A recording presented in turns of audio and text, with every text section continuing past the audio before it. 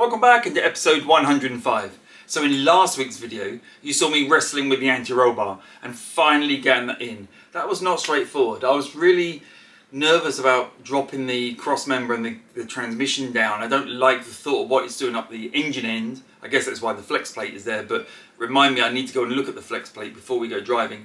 But also I just didn't know if it was going to drop out and land on the floor. I had my trolley jack underneath, but it seems to have given up holding any pressure, so I need to work out what to do with that. This week's video. So this week's video, I'm going to show you how I put my rear suspension together. From the strut all the way through to putting it back on the car. Hopefully, I've not got one on there yet. So if we're lucky, I can get all of it done. If not, you'll know how to put a rear suspension strut together. But let's just get in there and see. Remember, please click the like button, click the subscribe button, leave me some comments. But let's just get in there and see what I can do. Right, so I've done all the prep work. Got the sway bar, anti-roll bar on, all torqued up. I've torqued up that cross member. I'm trying to work out what I need to do now to get that hub back on and start reassembling everything. And I think the next step is to get the suspension strut built, anchor those at the top. I can then sort of dangle it down and push the pivot pin through and start getting everything together. So the pivot pins are on the bench. They're all greased up with anti-stick, anti-corrosion grease, what you call it. The copper grease that'll keep them moving, stop them binding up. And the other thing I've got ready is the half shafts. So the actual shafts themselves have all been powder coated. The CV joints are all stripped down. I need to pack them with grease. Well, I need to put them on the half shafts and then pack them with grease and get them back on.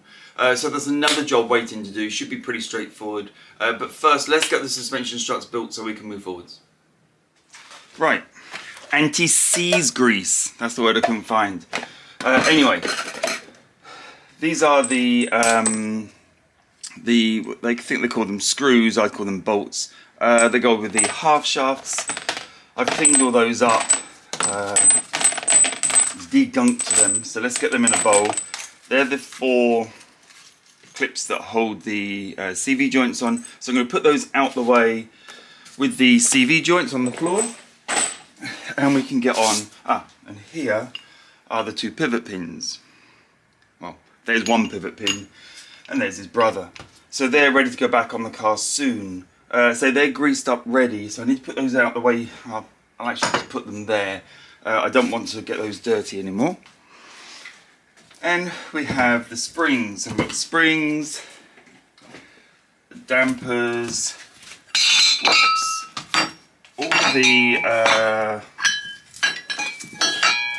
all of these things, and then I've got a box full of all the other components. Now, actually thinking about it, I've probably got to clean a couple of them up, so I'll quickly go and do that, and then we can put it all back together.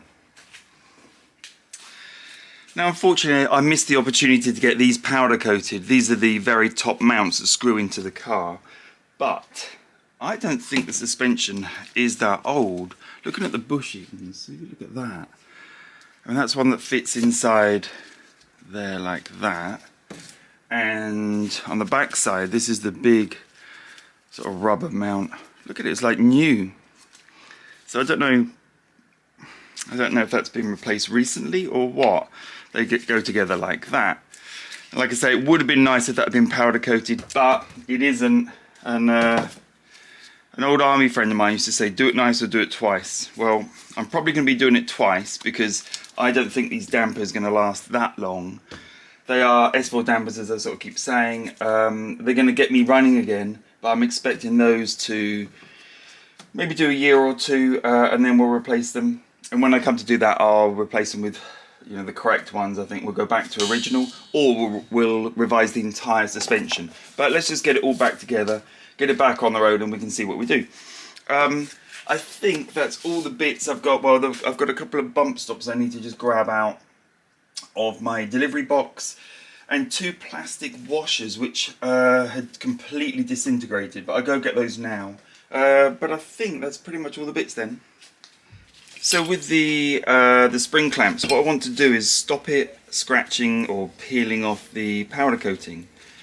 So I've tried doing various things with putting rags in the way and whatnot, but it just doesn't really work. So what I'm doing, quite ingeniously I think, is cutting the fingers off of my old broken gloves, and which you can go over there, and using the fingers as little protectors, which is a little bit creepy because they look like fingers, but kind of fitting because there'll be fingers holding the springs together. Let's see if that will work for us. Right, spring clamps then. Now the game here is to choose where to do it.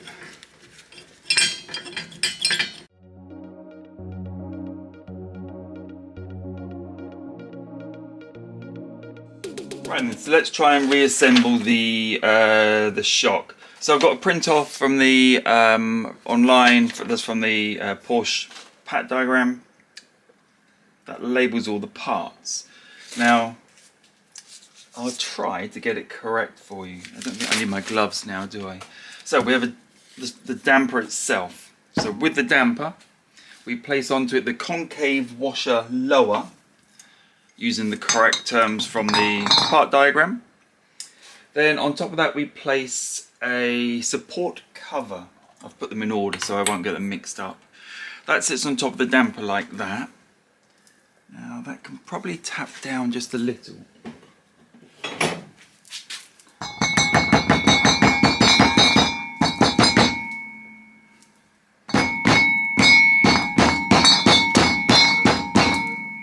There we go.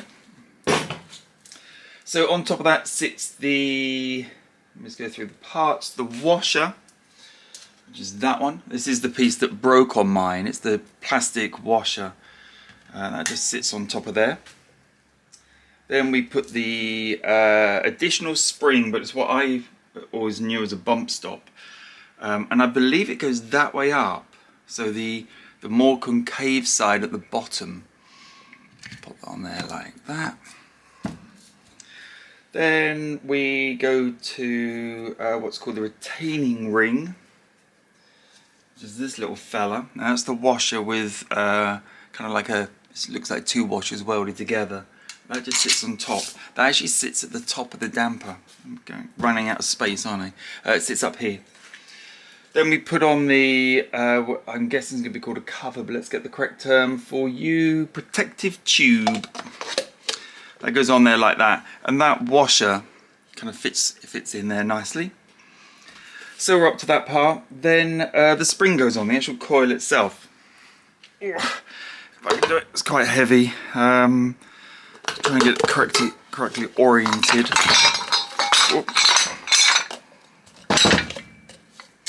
Right, that's on there like that. So move a couple of parts out of the way.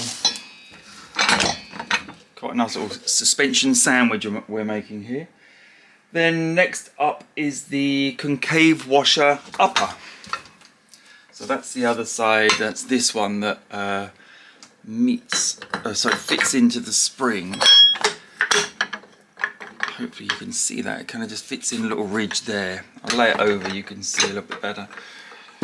Let's do it that way around.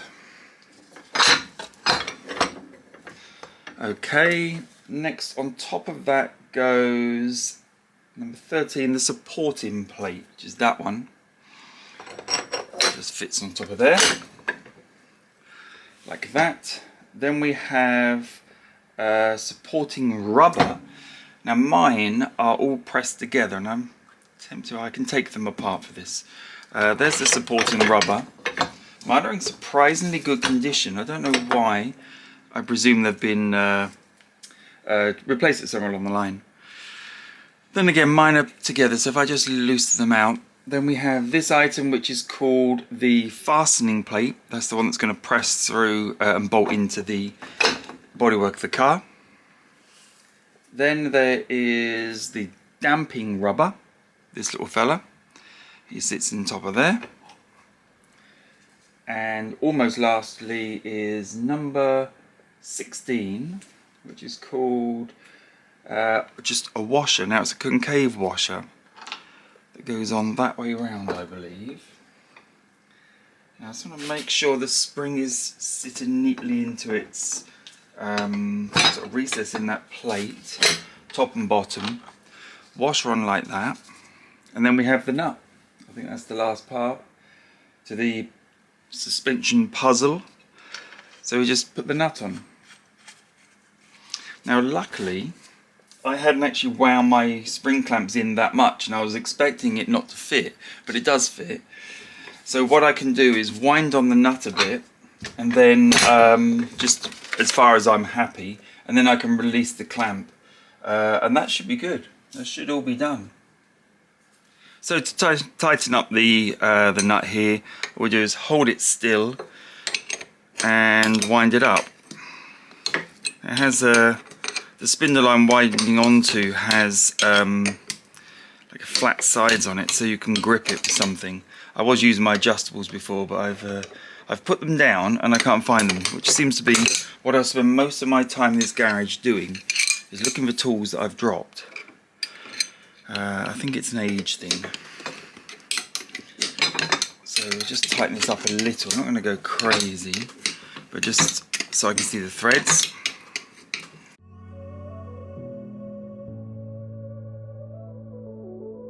One suspension strut completed, and that looks pretty good. We've only a tiny little mark on the powder coating, but that's ready to go back on the car.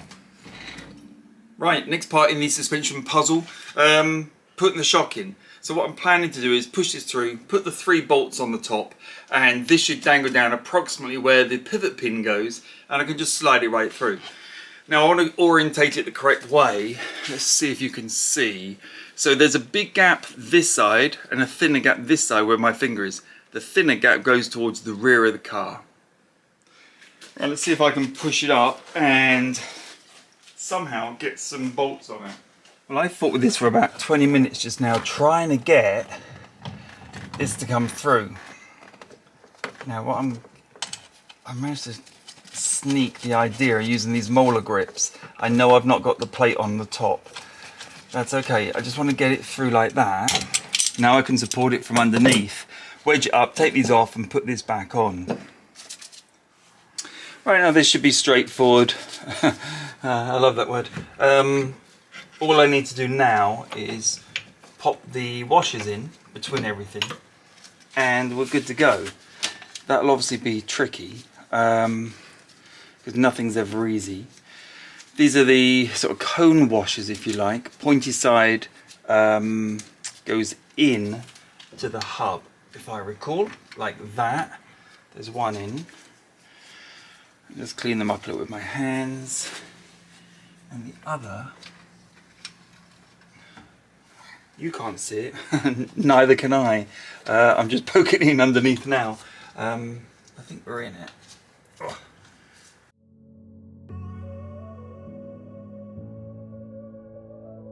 Right, I've got it most of the way in. It's just starting to come into the knuckle now. I'm going to look at trying to get this last cone washer in, which I'm just wondering whether I've left too late.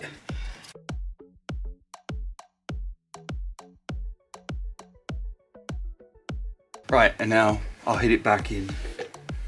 It's probably hard to gauge sort of how long this stuff takes and how hard it is.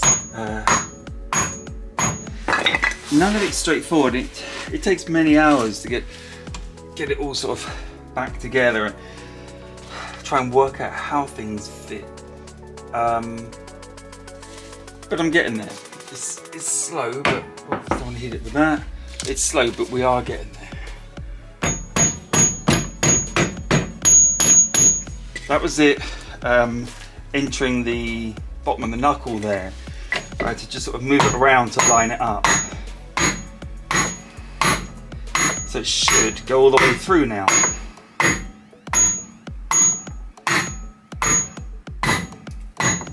So now it's coming out of the knuckle and going into the last part of the control arm.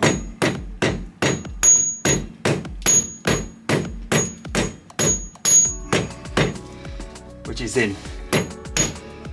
There we go. So I've got the washers ready. It goes straight on. And it's not. That is this side rear suspension reassembled. Nothing too scary really. Not too bad. I've got the obviously the brake caliper still to put on and then torque everything up. Ah, I do have one more bit to do, don't I? Which is this new drop link. So let's just make sure I got it around the right way, like that, and then the bolt goes through there. Now I need to get the bolt off the old one, but that's pretty much, I'll check whether it's which side. I think it's this side, but we're pretty much there then. Right, I'm going to call it there. I'm not going to get any more done before before I pass out. That's so tiring, trying to lift up the suspension, get that strut in, hold the hub, push the pivot pin in. All really tricky, trying to do on your own without any, I think my trolley jack's broken, so without the ability to use a trolley jack to lift it all up and stuff was a bit of a nightmare. I got this one side back together. I've still got that one bolt to add to the drop link, but I'll get that over the next couple of days and fit that. Then I'll do the other side in silence. I won't make you sit through watching me do that. And we're a step closer. I mean, the only things left to do then, I think, are rebuild the half shaft, so put them back together, put them back on the car, and I think that's it. I think we're ready to go then. I'm just trying to think what other parts I've got lying around the garage, but I've only got those half shafts and the CV joint sitting on the floor. So we're getting there, really good. As ever, thank you for watching. Go watch those old videos, click the like button please, that's super helpful. Leave me some comments, tell me if I've done any of this wrong, which hopefully I've not, and I'll see you next time.